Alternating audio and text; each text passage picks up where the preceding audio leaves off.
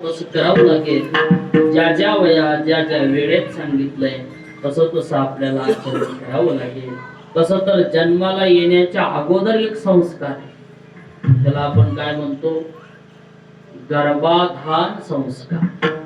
बाळ जेव्हा मातेच्या गर्भामध्ये प्रवेश करत तेव्हा त्याच्या आजूबाजूची परिस्थिती कशी आहे त्याच्यावर त्या बाळाची बुद्धी परिपक्व बनते.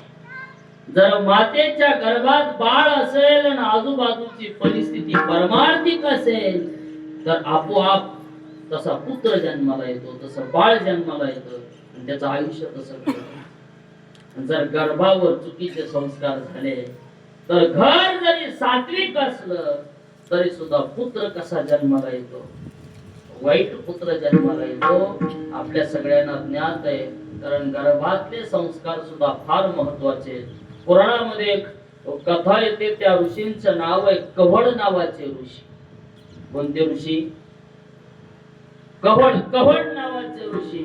आणि कवड नावाच्या ऋषींच्या कुळामध्ये एक महान बालक जन्माला आला महाराज. आणि वडिलांच्या गर्भात असतानाच मातेच्या गर्भामध्ये राहून इकडे गर्भप्रवेश झालेला आहे. सकाळी वडील पूजा करायला बसले, संध्या चालू झाली आणि संध्या चालू झाली असताना अचानक एक वर्ण चुकला आणि पोरानं माईच्या पोटातून सांगितलं, बाबा जरा धोरणात होऊ द्या.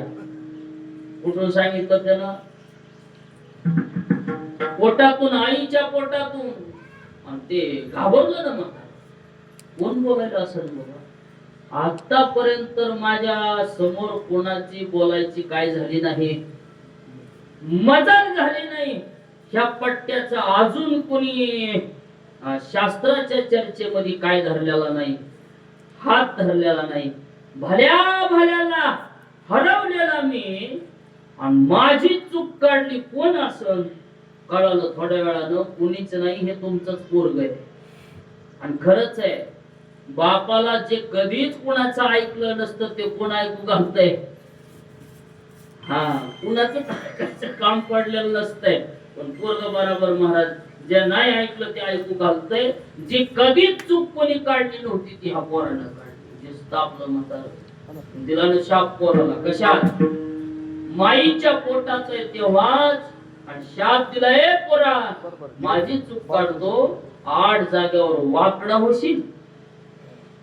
काय जन्माला आलं तर कसलं निघालं ते? 8 जागेवर वाकड. म्हणून नाव ठेवलं काय? अष्टवक्र. माझा दृष्टांत संपला. मला हेच सांगायचंय की जन्माला येत असताना सुद्धा संस्काराची फार गरज आहे.